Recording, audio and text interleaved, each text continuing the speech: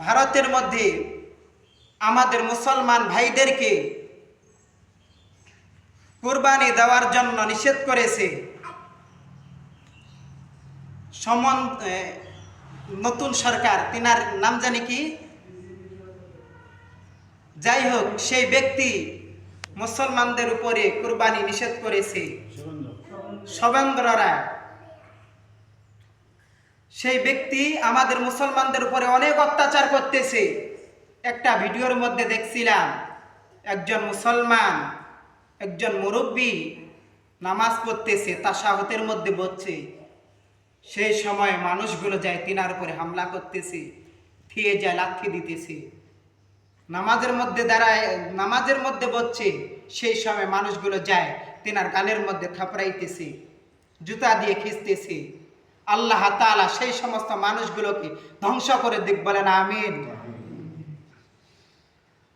এই কুরবানি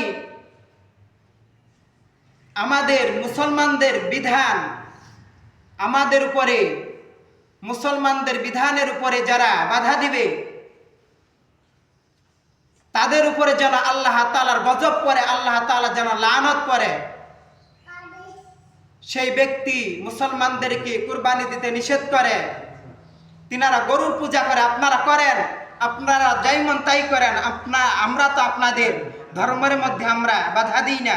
আমাদের মুসলমানদের উপরে আপনি কেন বাধা দেন, কেন নির্যাতন করেন? সেই ক্ষমতা সারা জীবন থাকবে না। ক্ষমতা দিয়েছেন আল্লাহ পাক রব্বুল আলামিন, আবারও ক্ষমতা কেড়ে আরো মালিক আল্লাহ পাক রব্বুল আলামিন। আমাদের বাংলাদেশের মধ্যে কতদিন ছিল? 17 বছর। এরপরে পতন হয়েছে কিনা?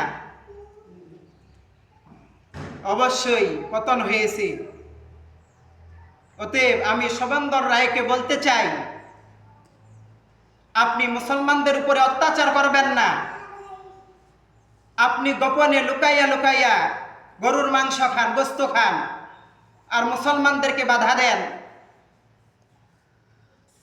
আপনি গরুর গোস্ত খাবেন কেন? আপনি গরুর মুদ খাবেন, আপনি মুদ খাওয়ার যোগ্য। আপনি গরুর গোবর খাবেন। আমাদের মুসলমানের উপরে অত্যাচার করে।